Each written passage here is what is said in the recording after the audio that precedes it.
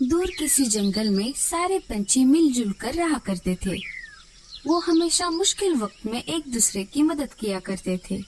उसी जंगल में 4 दोस्त रहा करते थे, जिसमें से एक का नाम लाडो चिड़िया था, जो जंगल के सभी पक्षियों में सबसे समझदार और दयालु चिड़िया थी। दोस्तों, कल मैं और कालू भैया नदी के किनारे पानी पी रहे थे। तभी वहाँ पर सहारा जंगल के कुछ परदेसी पंछी आए और उन्होंने कहा कि इस बार हमारे जंगल में बहुत ठंड पड़ने वाली है, इसलिए हम सब पंछियों को अनाज इकट्ठा कर लेना चाहिए। साथ साथ हमारे घोंसले भी हमें पक्के करने चाहिए। अरे लाडो बहन, तुम इतनी परेशान क्यों हो रही हो? ठंड तो हर साल आती है और हम यूं ही सर्दी गुजार लेते हैं, तो इसमें चिंता करने की क्या बात है? तुम चिंता मत करो, कुछ भी नहीं होगा। रानो, मैं चिंतित इसलिए हूँ क्योंकि इस साल ठंड के साथ साथ बहुत बड़ी बर्फबारिश भी होने वाली है, जो हमारे जंगल में पहले कभी नहीं हुई। और रही बात इस बात की सच्चाई की, तो मुझे लगता है कि परदेसी पंछियों को हमसे ज्यादा मौसम की जानकारी है, क्योंकि वो दूर दूर तक सफर में जाते हैं। लाडो, तुम सही कह रही हो, बर्फबारिश हो भी सकती है, इसलिए हम सभी को ठंड से बचने का इंतजाम कर लेना चाहिए। तो चलिए बहनों, हम सभी को अनाज इकट्ठा कर लेना चाहिए। इस तरह सभी पक्षी लाडो चिड़िया की बात मानकर भोजन इकट्ठा करने के लिए चले जाते हैं। इधर कालू कौवे का भाई भूरा घोड़े बेचकर सो रहा था। वो बहुत कामचोर कौवा था। वो दिन भर सिर्फ सोया रहता था। इससे कालू कौवा बहुत चिंतित रहता था। भूरे को दोपहर तक सोता देख उसका भाई कालू कौवा उसे उठाने आ गया। भूरे, अरे ओ भूरे, उठ जाओ, दोपहर हो गई है। क्या कामचोरों की तरह दिन भर सोए रहते हो? अरे उठ रहा हूँ ना कालू भैया, अभी तो सिर्फ दोपहर के 12 बजे है, अभी भी पूरा दिन बाकी है। ऐसा कहकर भूरा उठ जाता है। भूरे, मेरी बात ध्यान से सुन। मुझे परदेसी पंछियों से खबर मिली है कि इस बार जंगल में बर्फबारिश होने वाली है, इसीलिए हमें हमारा भोजन इकट्ठा कर लेना चाहिए और सर्दी से बचने के लिए घोंसला भी तैयार कर लेना चाहिए। कालू भैया, तुम जाओ, तुम मेरी चिंता मत करो, मुझे ठंड से कुछ नहीं होगा। सोच ले भूरे, मैं तुम्हारे लिए दाना नहीं लाऊंगा। ठीक है, तुम जाओ, मैं तो चला सोने। ऐसा कहकर भूरा फिर से सो जाता है। कालू कौवा अनाज इकट्ठा करने के लिए दूसरे जंगल चला जाता है। दिन भर मेहनत करने के बाद लाडो, रानो, बुलबुल और मीनू मौसी अपने अपने घर वापस आ जाती है। लाडो चिड़िया अपने घोंसले में बैठी हुई थी।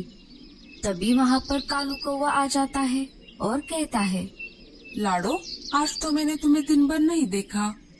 हाँ कालू भैया, आज मैं और बाकी सारे पक्षी अनाज इकट्ठा करने के लिए दूसरे जंगल गए थे।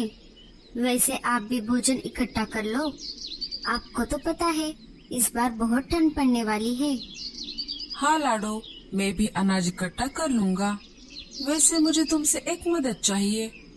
बोलिए ना कालू भैया, मैं आपकी क्या मदद करूँ?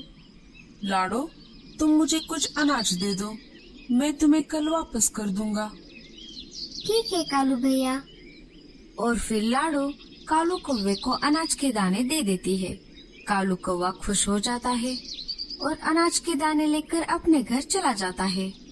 सुबह हो जाती है। रानो, मुझे लगता है हमारे जंगल में तिनकों की कमी हो गई है।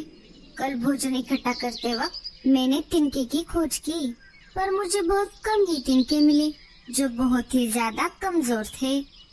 मुझे नहीं लगता वो तिनके घोंसले बनाने के लायक है।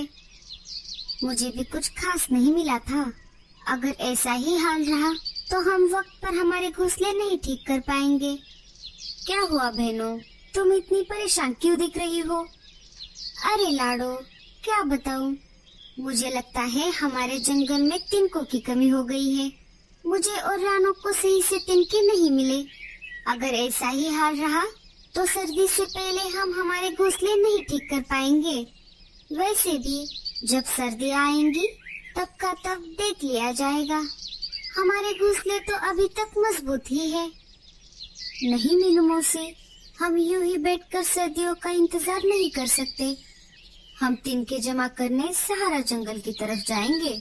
हमें मेहनत करनी चाहिए, क्योंकि मेहनत कभी भी बेकार नहीं जाती।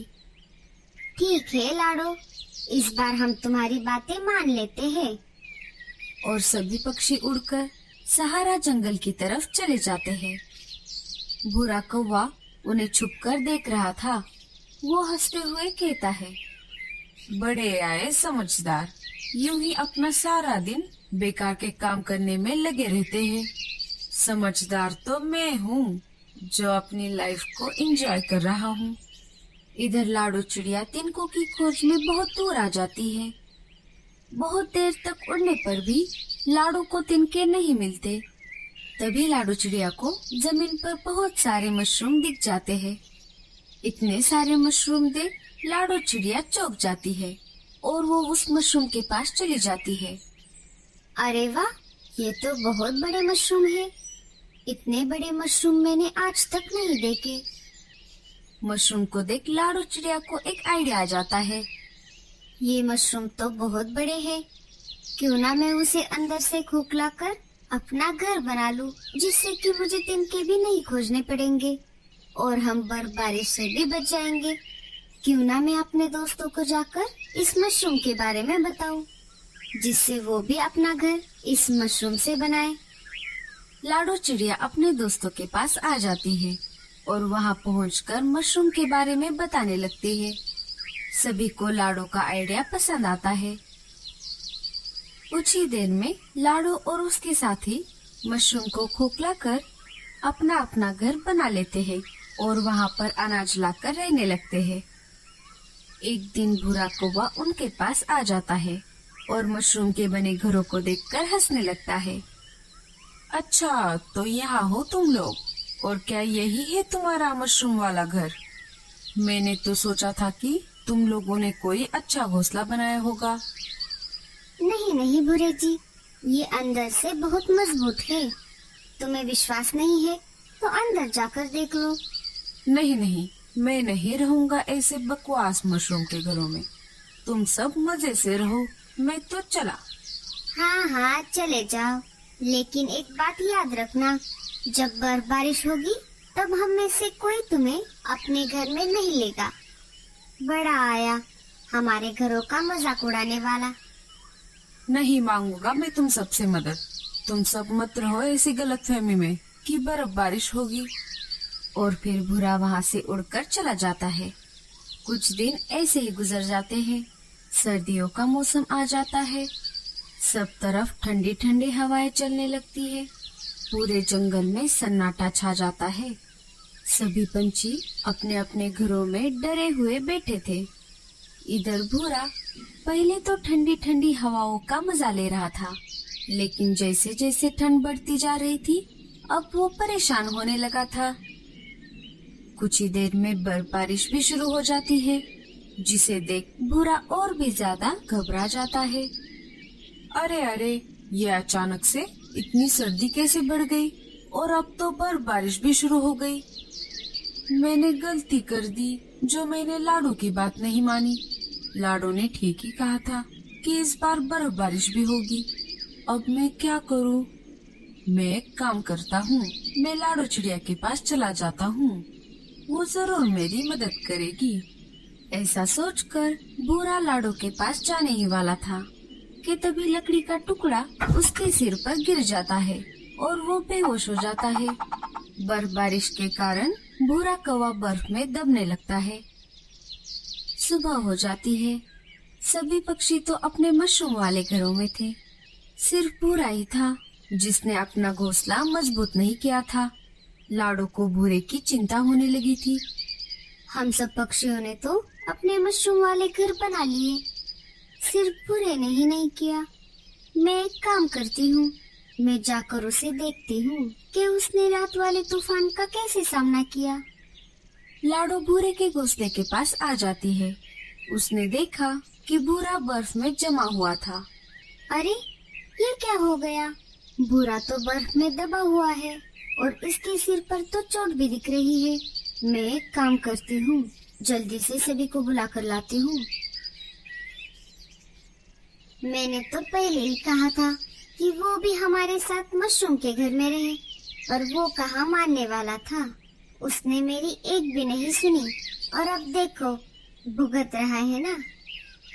वो सब रहने दो मीनू मौसी, अब हमें भूरे को ठीक करना होगा। ठीक कहा तुमने लाडो, मैं जाकर डॉक्टर उल्लू चाचा को बुला कर लाता हूँ। कालू भैया, मैं भी आपके साथ चलूंगी। ठीक है, चलो मेरे साथ। उल्लू चाचा, अरे ओ उल्लू चाचा, जल्द से दरवाजा खोलिए। मैं हूँ कालू, थोड़ी इमरजेंसी है। कालू की ये बात सुनकर उल्लू चाचा बाहर आ जाते हैं। अरे कालू तुम, और कैसे इमरजेंसी है? कालू सारी बातें उल्लू चाचा को बता देता है। हाँ हाँ, तुम चिंता मत करो, मैं अभी दवाई लेकर तुम्हारे साथ चलता हूँ। इधर सभी पंछियों ने मिलकर भूरे को बर्फ से बाहर निकाल लिया था। सभी भूरे के पास आ जाते हैं। उल्लू चाचा भूरे को दवाई पिला देते हैं और उसकी मलहम पट्टी कर देते हैं। भूरा सभी पंछियों को अपने पास देख बहुत खुश हो जाता है। आप सभी का बहुत बहुत धन्यवाद जो आपने मेरी जान बचाई। धन्यवाद की कोई जरूरत नहीं है, तुम तो हमारे दोस्त हो। तुम चिंता मत करो, हम सभी पंछी मिलकर तुम्हारे लिए एक मशरूम का घर बना देंगे। सभी पंछी मिलकर भूरे कौवे के लिए एक मशरूम का घर बना देते हैं। फिर सभी पंछी एक साथ खुशी खुशी रहने लगते हैं। तो दोस्तों,